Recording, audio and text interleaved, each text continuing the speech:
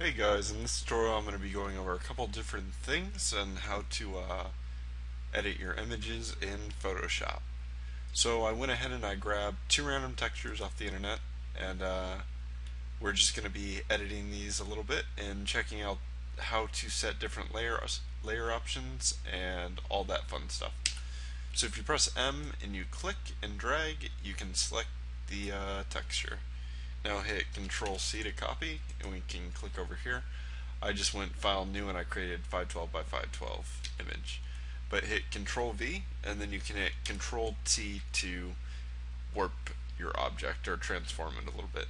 So if you hold it out here and click and drag, you can rotate it. If you hold Shift and you click on a corner and drag, it will adjust the size. So I just hold Shift, click and drag to make the image a lot smaller to fit into this square. So I'll probably extend it a little bit. Just hit enter and you have your first texture on there.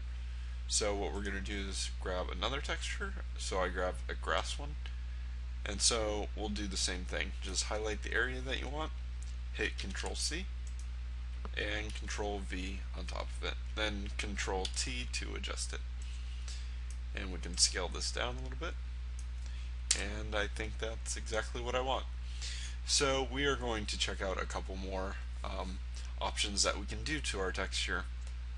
There's a variety of different like overlay effects that we can use to blend these two images together. So there's normal, and I'm just going to use the scroll wheel and go through each one just to show you what each one kind of does. So depending on what two textures you have and what colors they are and how light or dark they are, will definitely affect how your textures blend together.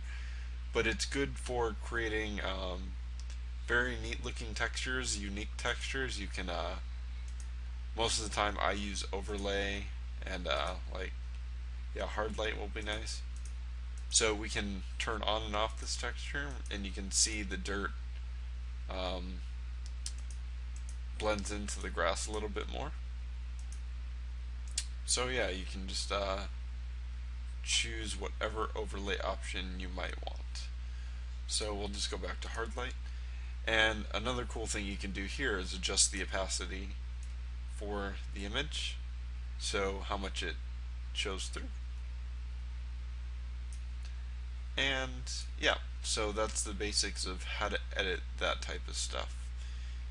And then we can do some other things with these. We can go to image, adjustments, and we have a wide variety of different settings we can do here. Most of the time I mess around with hue and saturation. Saturation will just control the amount of color, so if you want it completely gray or very saturated. So we can tone this down, and you see that it goes from being bright green to just brown. We can make it have a little green, or we can make it like super bright green if we wanted to.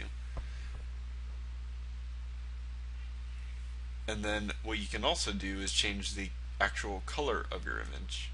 So we can adjust this. It starts going to yellow, orange, red, pink, whatever color you might want.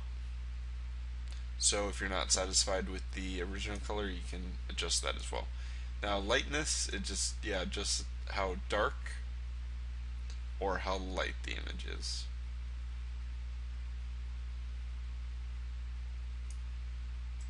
And you can just click OK and it'll change that. You can do the same for this bottom layer if you wanted to.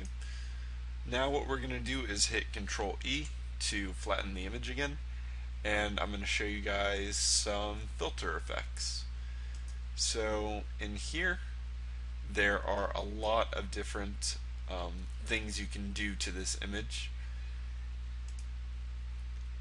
So you can go in here and you can do different drop downs and adjust different settings.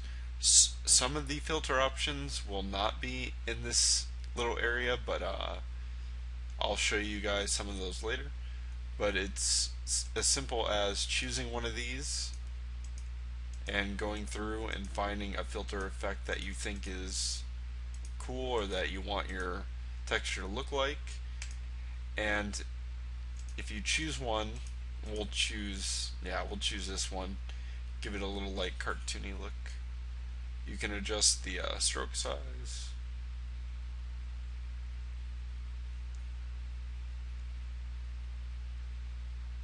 And different stuff like that. Detail, if you want it to be blurry.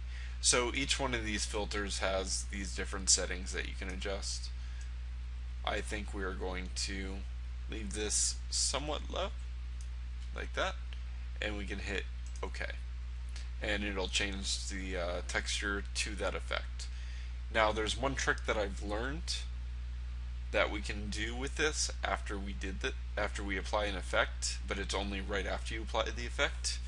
You hit Control Shift F, and this will fade that filter into your original image. So if this filter is way too much and you really wanted to have it make it less or blend it in more with the filter effect, you can adjust the opacity, and you can see that it keeps those darkened edges and stuff, but you can choose how you blend it in. You can choose a different blend mode for how that filter effect blends into the original image. I usually just leave it at normal and adjust the opacity to how I want, because this would be too strong for me, and I can just adjust it like that. But yeah, we could also go in here and adjust levels, which will kind of adjust the bright areas and the dark areas depending. So we could make the dark areas really dark and the light areas really light if we wanted to. But we are not going to do that.